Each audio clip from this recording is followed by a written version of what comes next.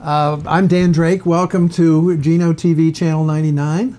The program is Front Up, and our guest is KevinKuster, a member of the Historic District Commission. Welcome, Kevin. Thank you, Dan. Good to be here. Glad to have you. The HDC has been in the news lately.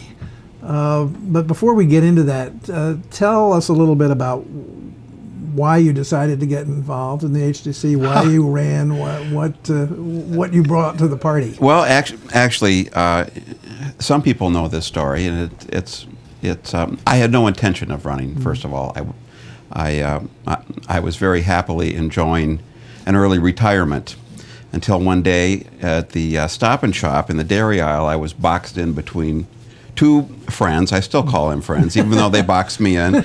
I was boxed in, and I was literally not going to get out of there until I agreed to participate in this thing. It sounds a little bit familiar, actually. Go ahead. So I figured, I cared about it. I had the time. I wanted to start giving back in a way that I could, and I signed up. And some days I regret it, and most days I feel like we've accomplished something. So, well, that's good. That's how I got into it. How could you sort of characterize, describe a little bit the current situation and how it got to where it is? I wish I had a quick, easy answer for that, and I don't. But it, through my experience, it's when you actually get in there and you're there every week. Now we're meeting twice a week, and applications are up almost 100% from where they were. Hundreds of them coming in all the time, and we're right back to where we were building-wise a number of years ago. And when you see the whole and have the opportunity to sort of look at it over the, I've been there now for a year and a half or so, 2.5 years, and I can see where the pitfalls are, but I can also see where the system needs some tweaking. But invariably, when you're dealing with something that's as emotional as someone's house design and someone's this and that, it can be difficult to work through the things you have to get to make it work for the whole. And in the course of that, I think pre my time, and even some of it coming forward, there's bad experiences and bad baggage that's come forward, and it's a very difficult thing, I think, for any organization to shake, and it's certainly been difficult, for us. I went in hoping to have it become more civil. I think it has become more civil. Can it be more civil? Absolutely. I very much appreciate the dialogue that's going on. I think we do need to have a crisper sense of where things are at today. We've had a couple of really interesting things pop up with the Martins Lane remand from the judge, something that I think brought the community behind and together. It did not have all of the town selectmen support that it had underneath previous administrations. But it did begin to show where some things perhaps need some clarification. And then there was an article brought forward to try to get some of that clarification, and that unfortunately got some of the bad baggage attached, and it became more of a power grab, which it was not intended to be.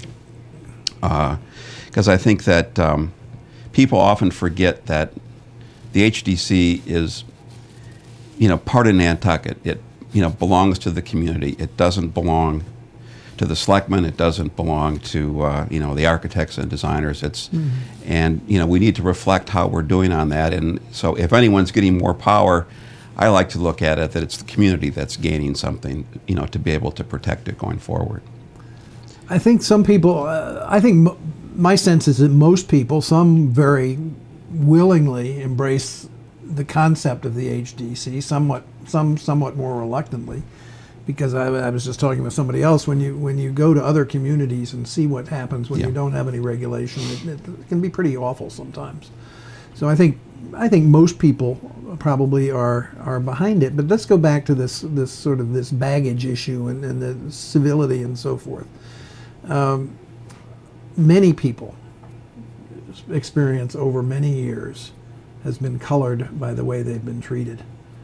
And that's, gone on for, I don't know, 25, 30 years. It's gone on. It goes on today. And it seems to me that one of the first hurdles that the HDC is going to have to get any credibility back, in a sense, is to deal with that. How do you deal with it? Magic wand, perhaps?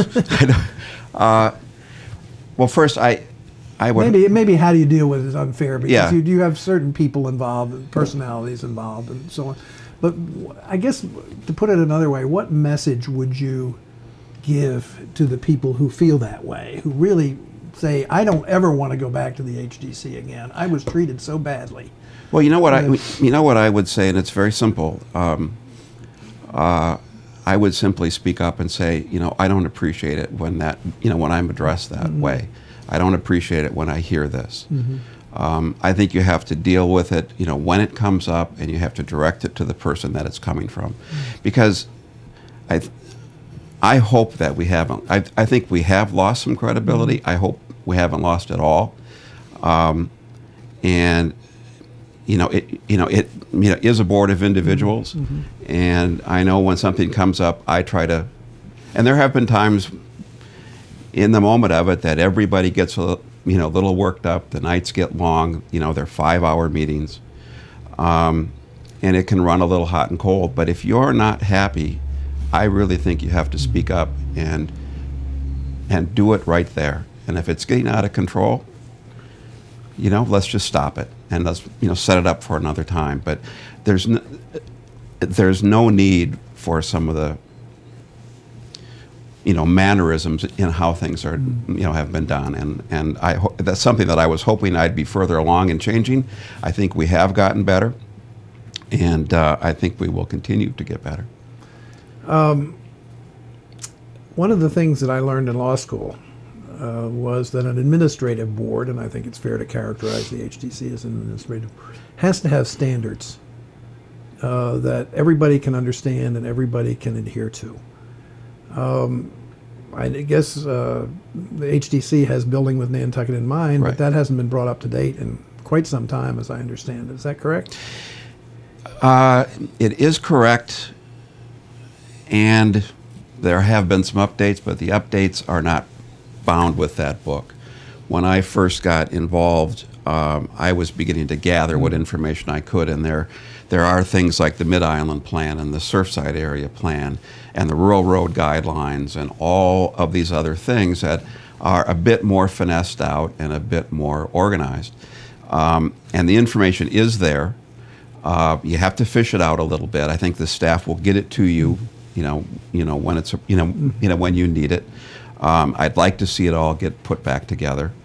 I think the basic guidelines do still work, but over time, I oftentimes say that people don't want a used house anymore, and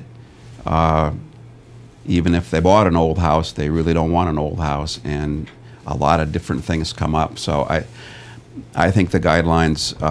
There are some areas that would be good to get published and updated. There just hasn't been the money. We don't have the money for even administrative staff to add at this point. So, but the information's there, and you can find it. But But then you also get into, my sense is, and correct me if I'm wrong, sort of the personal taste Yes. of some of the individual members. How can people deal with an organization, and, whether it be the HDC or anybody else, where the personal whim may be have two negative connotations, but that's essentially what it is, that either collectively or individually somebody's whim comes into play. That's not a standard. That's not somebody that somebody no, can it's hear not a to. standard. It's not a standard, and I don't think they're whims, Dan. I think that they're in that person's experience, that is either what they're used to, what's important as an architectural feature. The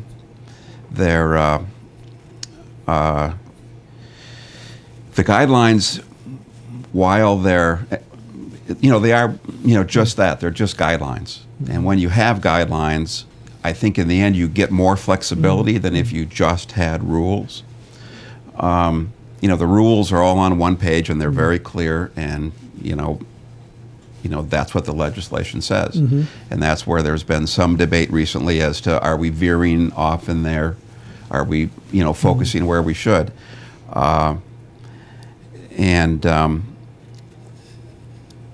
More often, than not, where if it's a whim, I guess, or if it's a different person's point of view, I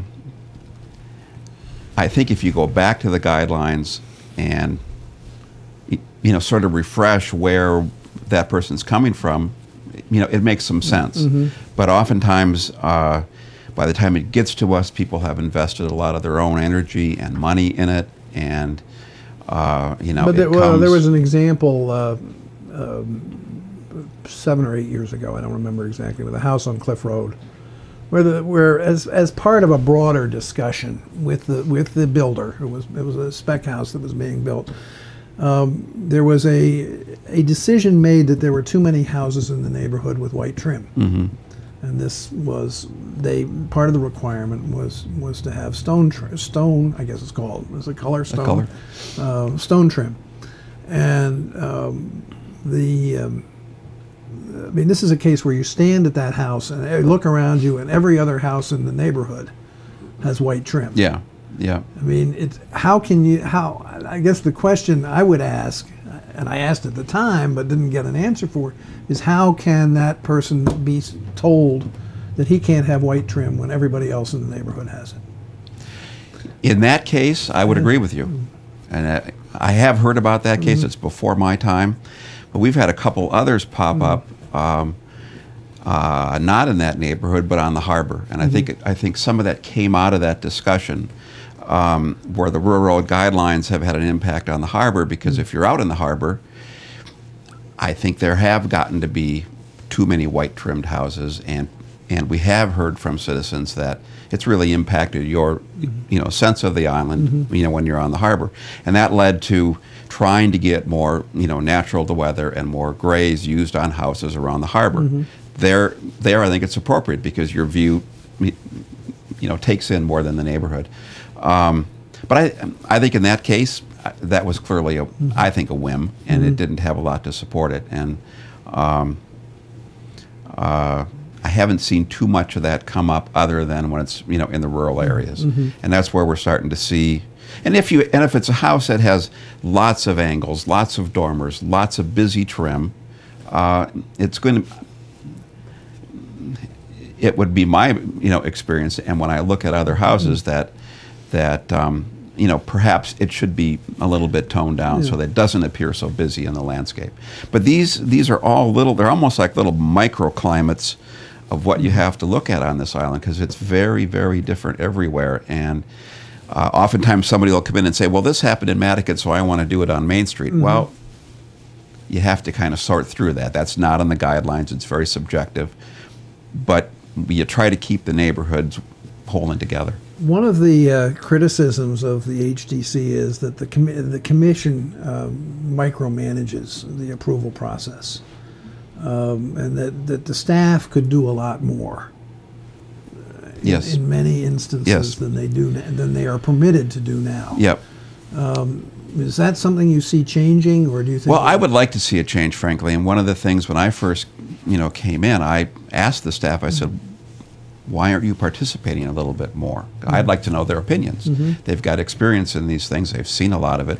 And prior administrations didn't want to hear from them. Didn't want to hear from them, and that's a piece of baggage that's stuck. And I would welcome that. We have been doing more consent items where the staff gets the time to do that, which means that it doesn't have to come to us.